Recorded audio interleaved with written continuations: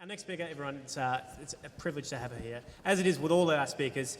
She's directed the development of over 130 digital media projects, mentored 50 startups, won heaps of awards all around the world in theatre and film, and she's the Chief Digital Officer at the Canadian Film Centre, where she established the CFC Media Lab.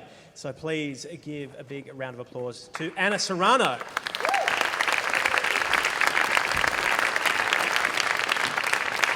Thanks very much, everyone. Whoa, that sounds kind of odd up here, too. First of all, I want to say it's really great to be here. Thanks, Screen New South Wales, for inviting us. ABC, not ABS, correct? Okay, ABC for supporting that. It's amazing to have such thoughtful and open executives in both the funding and broadcast agencies.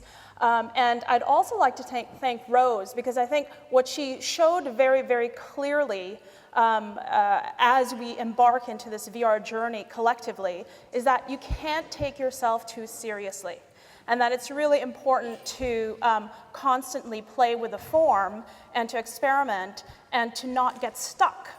And so what I want to talk a little bit about today is how to design for interactive and immersive experiences. As you can see, I'm not calling it VR for a reason, okay?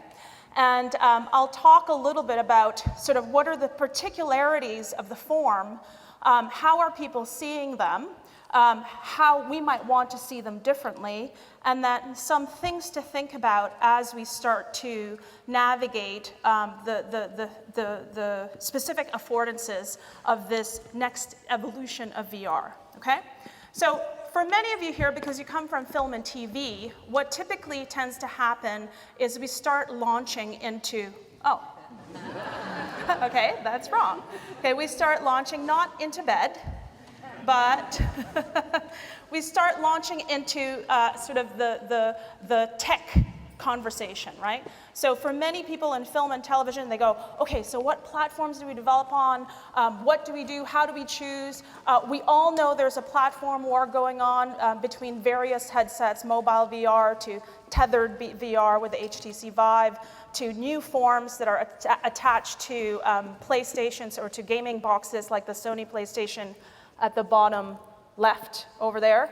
A corollary to that is a platform war around capture devices. So that was the first immediate question that was asked: what camera are you using? Have you tried the Ozo Nokia that stitches automatically, et cetera, right? And then we obviously start to launch into a discussion around workflows. How do you make this stuff? Who does the stitching? Like, what are we going to do next, et cetera? Well, what I would like to do today is to sort of say, okay, guys, yes, all these questions are important, but there's almost a more important question, or at least consideration of VR that often gets overlooked, okay? And that particular thing that gets overlooked is that VR is actually part of this continuum that has been building for a very, very long time, which is that VR is really part of the interactive and immersive media, form, if you will, that really started at the advent of digital network technologies. So the moment we had the internet come into play, where everything became networked and cultural products could then become digitized, we had the advent of interactive and immersive media. And over the course of our lifetime, the platforms in which we consume immersive media have changed. And indeed, it's important for Australians to note that you guys play a very important role in the creation of VR. We've got Mark Pesce here on the front row, inventor of VRML, the virtual reality markup language, and so which is critical to our understanding of what this form was at that time, what it will continue to be as web VR becomes as important as the 360 videos that we're also slightly today enamored about. So if you look at this kind of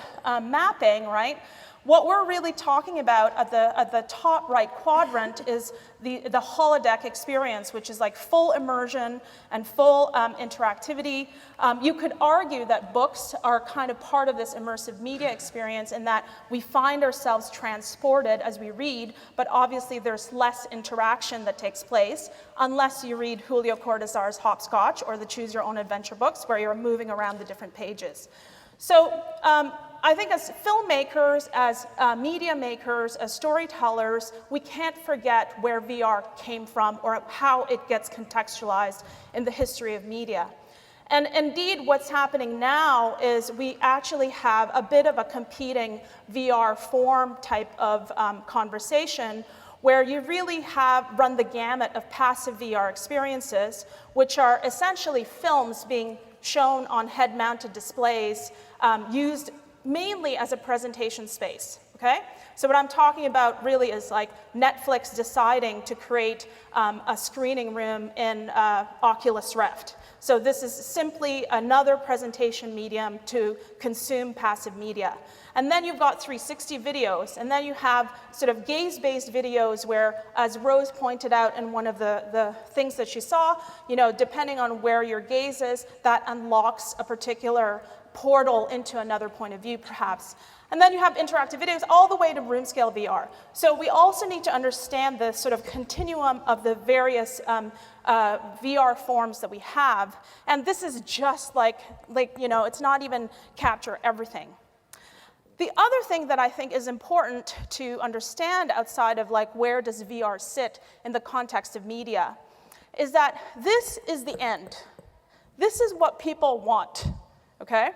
So I don't normally read out loud what I have on the screen, but I think I should. So this is just from this year's virtual reality industry report by Greenlight VR. And so they say, from hardware to software and everything in between, virtual reality technology will only stop evolving once the experience it provides is indistinguishable from reality, okay? So at the end of all this work that we're doing, apparently the ultimate experience is one in which we can't tell the difference between what is real and what is not real. So this is the context, I think, that we need to understand as we move as broadcasters, as agencies, as storytellers, as media makers into VR whole hog. So what are some of the things we need to think about, okay?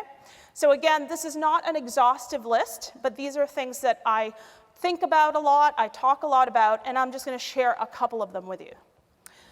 So the first thing that I think gets bandied about, and I think you already got a slide about it, is this sense of presence. So this notion of making virtual reality indistinguishable from reality, the characteristic that drives that is what people are calling presence. So this notion that being physically present in a computer-generated or remote environment feels real, okay? Well, I think the thing we need to understand is that presence does not actually equal truth. So our bodies might feel like it's true, but as culture makers, we need to understand that it's not the truth. So what do we do as culture makers in kind of negotiating a form, okay, that fools the bodily functions of people into thinking that something real is happening, when in fact it's a constructed and mediated space that they're in. So this is not just an ethical or moral conundrum that we have as creators, it's actually an artistic one, and it has to do with the meaning we want to impart and the type of content that we want to create. So I think if we accept that presence, although might be something that we want to push for in terms of the experience of the piece of content we're creating, so presence in the sense of having a sense of fidelity of the real, okay? Then, but at the same time, we want to make it clear that this presence, this feeling of actually being in a space is not real, or that's not the point of our piece of content. Then how do we negotiate that tension that our users will have when they're in that space? okay? So in the case of this image, for example, many of the people who walk down these kinds of seemingly dangerous environments will feel like, they get a lot of pleasure thinking that they're going to fall, or that it's somehow, they get this heightened sense of adrenaline traversing these seemingly dangerous adventures. So in the case of that kind of game, that tension can be negotiated because the environment that's being created is so obviously different. In the case of documentaries, that tension is not so easily negotiated. So you need to start to really think about what happens when you're putting people in the middle of environments, captured environments, that are, purport to transport them into those spaces, and then purport to tell them the way it's supposed to be, or the way it really is, right? And so this is something that I think we need to think about as we negotiate the types of experiences we're creating. And it's important to understand that this idea of the camera as being a fixed-scaled point of view device that allows you to then have sort of an intimate connection, perhaps, to the user, or to the subject that's being captured by the camera, does not necessarily create empathy right away, right? Although that's one of those things that has been bandied about with the advent of 360 documentaries and VR documentaries, most notably, popularized by Chris Milk's TED talk when he calls VR the ultimate empathy engine. But literally putting yourself in another person's shoes does not create empathy. We know that, right? There's a lot more layered, nuanced understanding about what it's like to be the other. That's more than just actually living their life or being in their shoes. And certainly it should not be the same virtually. So however, having said that, I do think what Rose is doing is quite interesting, because by having 2 points of view that are part of a singular experience, she's starting to question this notion of, well, what are these points of view about? How do you feel about these particular points of view? How do you think, what's your relationship to seeing through this set of eyes versus that set of eyes? So by framing that kind of experience in that manner, she's taking what works in VR, or what is a particular characteristic of VR, which is this notion that you're in a fixed scaled point of view, and working it to uncover the kinds of questions she wants to ask. So I'm not suggesting that we shouldn't be using VR in this manner, or that we shouldn't take a look at the way in which presence can be created in these environments, but that we should have a much more nuanced understanding that just simply looking through the eyes of a rig does not actually help you necessarily understand the plight of the subject that you're trying to uncover, okay? Now, having said that, obviously, there is something transportive about these rigs being able to show you a 360 space. So in the case of this large refugee camp, you can start to understand, if you've never seen it on the news or in kind of a magazine, et cetera, you'll get a sense of what that actual environment is. But I think we get too overblown when we try to move that sense of our sense of our ability to see this as somehow any different than like the flatty news journalism that we might want to see, that we might have been able to, where we might have been able to see this stuff in the past. I think the fact that you can see it in 360 makes it a little bit more interesting, but I'm not sure if it actually makes it that much more emotionally impactful as a result of it being in 360, okay? Now, the one thing that I think we need to start thinking about as creators is because of this notion that we're now able to capture a particular a particular point of view with a camera that we've never had before. The one thing that is definitely unique to the 360 video medium is this notion of liveness and this notion of providing you with a point of view outside of what you've normally been able to get in the past, okay? So in the case of sports, music, concerts, live streaming, and things like that, what VR has afforded is essentially a new ticket price to sell. You know, so this is like a whole new other product that can be created for certain experiences, because you're able to see and experience a live show. In this case, this is shot from the basketball net from a point of view that no one else has ever had before. So for many commercial enterprises, this is something that actually has promoted a whole new product or service.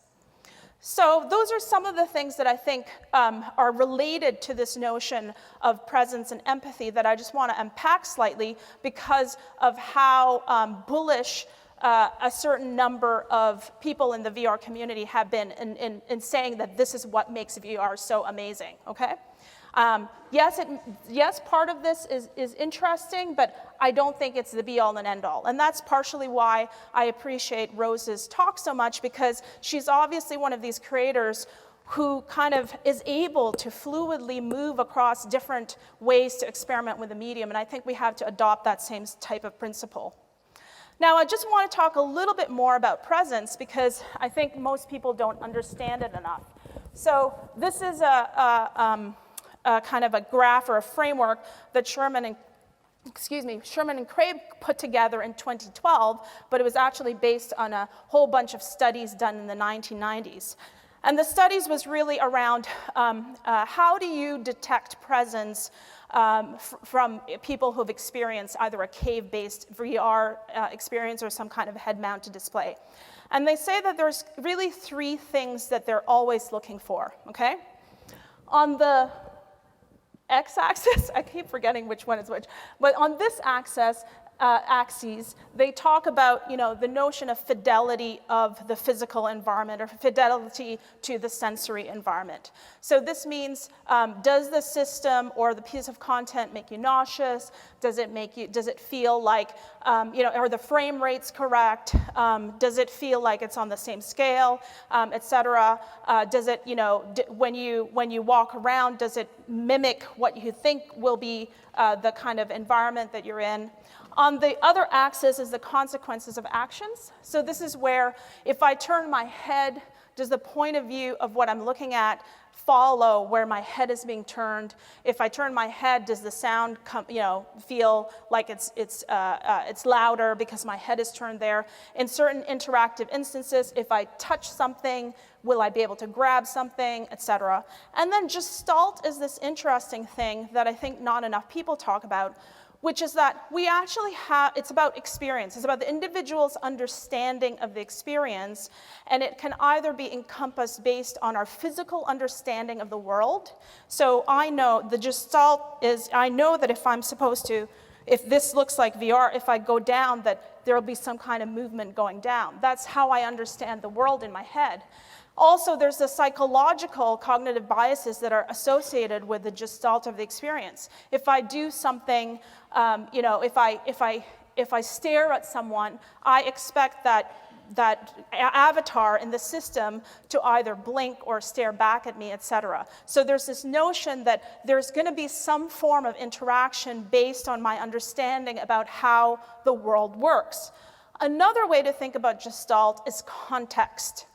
So for many VR experiences, we're not given enough of a context of what we're supposed to be doing there and why and how we're supposed to behave. And so that's also part of the nature of design, is that we as designers and as storytellers, we need to be able to lead people through how to experience something, whether that something is a 360 video or whether that something is a full CG environment. So how is this being kind of created in the real world? And I think one of the things that we definitely need to look into as a community, despite the fact that it's not necessarily the kind of all the hype in terms of the film and video space, is room scale VR. So this is done with either the HTC Vive or other kinds of other devices that are out there. This is where objects feel like objects, even though they're virtual. Everything is captured in terms of sensors. And this will change the way we really understand VR, and it's certainly one of the first forms that are being monetized in a very real way. So the Void is essentially a theater environment. Like, it's essentially laser tag meets Punch Drunk Love meets Ghostbusters in this case, you know, where you have a physical environment that's manipulated, and there's a whole variety of ways in which to interact with that environment. And they're opening up their first Void. This is actually, the big Void is going to be in Utah, but they're opening up their first Void in Times Square in July for Ghostbusters in Madame Tussauds commercial enterprise, and the ticket is going to be $20. And the creative director for the Void is a magician. So Curtis Hanking is actually one of the best VR designers and storytellers out there. I would definitely talk to him if you guys have a chance. So some of the things that we've learned about you know, these kinds of room scale VRs is that for VR experiences to capture that sense of presence and also to essentially be able to match the kind of meaning that people want to impart to audiences, it's really up to the artist to define the reality and the type of presence you want people to experience. So it's not about just making do with what you can capture. It's about you crafting how you want that reality to be perceived by people. So one of the best examples of this, and it won the award at Tribeca, is Notes on Blindness, where essentially the artist leads you through the environment of what it means to all of a sudden find oneself as blind. So as the artist talks about what it means to be blind, you're looking around the space, and he's describing to you the kinds of things he kind of sees as a result of his blindness. And this interiority is as real as a live 360 capture of a place, okay? I'm getting 2 more minutes, I'm gonna go, it's okay? As a result of that, I think it's really important for us to start looking at forms that can help us. So spatial cinema is an important part of how we can start to think of how to design for VR. I think one of the best examples of this is Jacques Tati's work. He really constructs environments and then films them, and he leads you to look at the different places in which the characters move. You know, it's a tremendous type of work to look at. And if you notice, the other kind of VR piece that's done the rounds is Alamette, and look how similar it actually is to the Jacques Tati piece, right?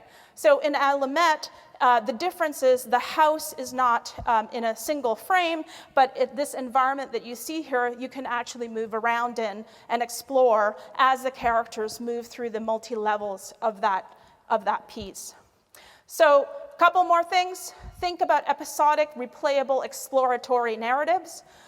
This is something that Rose alluded to as something she's interested in. You can also think about how to mod these kind of narratives that we're looking at. So this is the latest Cinema Portal experiments that John Gaeta and his team at ILM X Lab are doing, where you're moving through a film, but you're stopping, you're changing point of view, you're moving into a different portal. This is all done on the iPad right now because it's easy to show, but this is all done in Unity, so essentially you can do exactly the same things in the VR environment. So these are the kinds of things that I think are being done in VR that, on the one hand, sort of obviously take advantage of the sense of being there, but give so much agency to the user in terms of how to explore that environment. And that's something I haven't talked about yet, but certainly that is one of the core pieces in this notion of presence, which is how much agency does the user actually have in moving around the environments that they're creating, or the environments that they've decided to participate in. And what is the relationship between the user and authorial control, and also what role does the user play now that they have a sense of agency? Who are they in this experience? What are they doing? You know, so these are all sorts of considerations that we need to start thinking about as creators. So there's lots more, so feel free to come and grab me after this. Yeah, definitely. Yeah.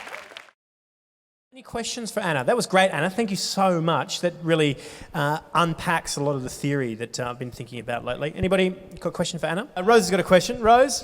What kind of work is it that you look for when you and your organization are looking for people? Like, what excites you most? Like, you know, because you're really talking about, like, let's kind of, what I'm hearing a lot is, like, let's clear away the bullshit, and what do we have left, right? Mm-hmm. And does it smell like flowers? Like, so you know, like... Rose has got a pitch for you for some funding. Well, for us, the most important thing really is, like, what does the creator want to say?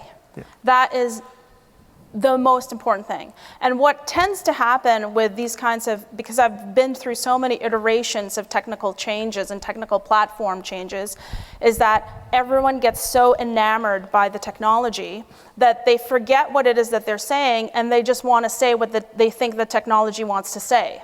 And so it's a very dangerous place to be in particular in VR, because there's a lot of that kind of work being done, and there's a lot of money being thrown at that kind of work. So you have this convergence of moneyed interests who are super excited about evolving the form and the technology. I have another talk for nefarious purposes, and then you've got a bunch of creators that are obviously excited, and there's not enough of any kind of responsive, careful thinking going on because of the buoyancy of the industry right now. So it's about what is it that you want to say, and then let's work out how best to say that. And it may very well be an episodic VR piece. It may be an immersive installation. It may be a mobile 360 video that doesn't require a headset. So it all depends on what you're trying to say. It's really heartening to know that as storytellers, that even though all this technical whiz-bangery exists, that deep down you're still after a great story. Absolutely, yeah. Yeah. Great. Any other questions for Ana here? Great. Oh, one over here. Yep. Run that microphone down there. Incidentally, if you want to see some of the work, and I know some of the work is... pop your hand up. Keep your hand up. I'll come around this way. Yeah, run around the other side. Run around the other side. If you're having trouble looking at any of the work, go over and grab a headset from the Screen New South Wales stand, and they can load it up for you. I know there's some people having trouble streaming it and things like that. Right. Yeah. Hi. I was really interested in what you're talking about for the experience for the viewer, I guess. An analogy might be mind-altering drugs of the 60s that people might have experienced, where, if you like, it was much more accelerated or greater than the experience of, say, watching a movie. What you're talking about here is a similar sort of experience. And I'm just interested in how you... If you like, that you were talking about the moral dilemmas and the what the filmmaker has to think about in terms of what they present to an audience. I'm just interested in hearing more about what you have to say about that. Sure, and as I said, that I do have another talk that deals mostly with that type of stuff, and that's partially why I'm calling out Mark's work and things like that, because I think open source VR is going to be a critical piece of the ecosystem as we try to build it. Because the real moral dilemma, I think, for content creators right now is working with platforms and technologies that are firmly embedded in an economic infrastructure that takes billions of data points from users for free and then makes a shitload of money as a result of the data that they're gathering for free. So the two big companies that are producing VR technologies or that have invested heavily in it are Facebook and Google, and both of whom really have capitalized on this zero moment of truth thing that they infrastructure or framework wherein would they make money. So when you add biofeedback into these systems, which are, humans, we've been talking about this, HTC Vive is going to be able to get biometric data, how fast your eyes are moving, how belabored your breathing is, how fast your heart rate is. All those data points are going to point to systems that can provide you with immersive experiences that they think you want before you even want it. So it's a real kind of dilemma for creators how they want to negotiate this tension. So it's really important, I think, to think of presence as something that you control, not something that you just decide to relinquish to the cloud. or relinquish to the technology itself. So it's about making sure that as creators of interactive and immersive media, we let our users, we have a responsible and transparent contractual relationship with our users so that we give them the control to handle how much virtuality they want to be able to, or how immersive the experience is, how scary, how, and a whole host of other hows, and that's something that's being done right now, actually, by a number of different groups. And if in case you're wondering, yes, you already are in the Matrix, so just relax. Thank you very much, Thank Anna. you. Thank you so much.